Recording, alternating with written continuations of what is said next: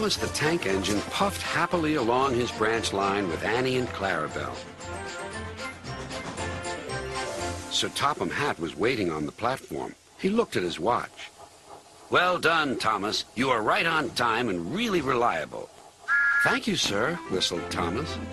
"Ooh, right on time and really reliable," hummed the coaches. But the big engines were not feeling cheerful at all. "Where's Percy?" mumbled Henry. "He's supposed to fetch our coaches." "We get no rest," complained James. He edged angrily onto the turntable and spoke rudely to Henry. "What's the matter, Henry? There's no rain today. Stop worrying and do some work instead." "I'm not afraid of getting wet anymore," huffed Henry.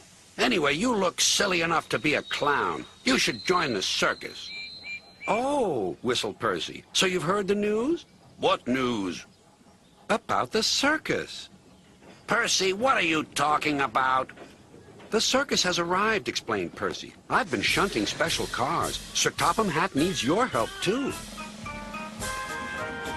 The engines soon forgot to be tired and cross, until it was time for the circus to leave. Then Gordon and Henry were cross all over again when James got to pull the train away.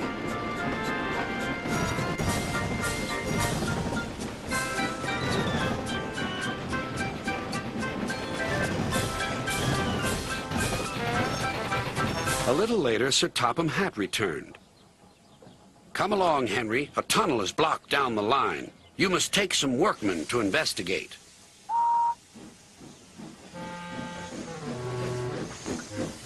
Pushing cars," grumbled Henry. They stopped outside the tunnel. The workmen went inside. It was very dark and quiet, but not for long. "Help!" shouted the workmen, and they ran out. "We started to dig at the block, but it grunted and moved," one said. "Rubbish," said the foreman. "It's not rubbish. It's big and alive. We're not going in there again." "Right," said the foreman. "I'll ride in the cars and Henry shall push it out." "Wheesh," said Henry unhappily. He had been shut in the tunnel for being afraid of the rain, but this was worse. Something big and alive was inside. "Peep, peep. I don't want to go in." "Neither do I," said his driver, "but we must clear the line." "Oh, dear, puffed Henry.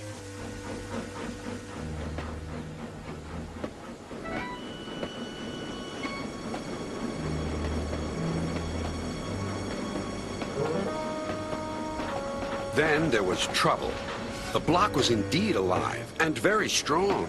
It began to push the train backwards. Out of the tunnel came Henry, then the cars, and last of all, a large, cross elephant. "Well, I never!" cried the foreman. The workman gave him some cake. He drank 3 buckets of water and was just about to drink another when Henry let off steam. Cried the elephant. Water went all over Henry. Poor Henry. The elephant and his keeper were soon reunited, but Henry was most upset. "An elephant pushed me. An elephant hooshed me." That night he told the other engines all about it. Gordon and James felt sorry for Henry, but still teased him. "First the rain, then an elephant. Whatever will you be afraid of next?" "Never mind, Henry," murmured Thomas. "I think you were brave today, and really reliable, too."